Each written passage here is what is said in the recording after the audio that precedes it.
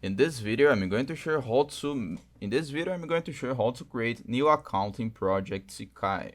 It's a very quickly and easy process, so make sure to follow along.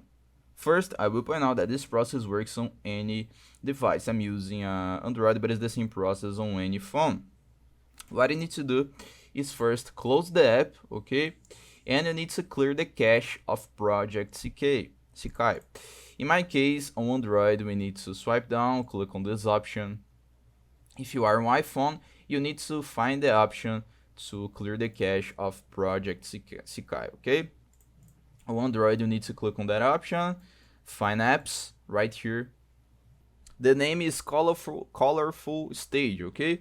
So find colorful stage, click on storage right here, and here you need to clear the cache and the data of your app, okay? After doing that, you will be able to create a new account in project CK. You just need to open the app, that you will find the option to create a new account, okay? That is the only way to sing out and create a new account in project Sekai, okay? I hope I helped you how to create a new account in project Sekai. So if this video helped you in any way, hit the like button and subscribe to our channel to receive useful tips.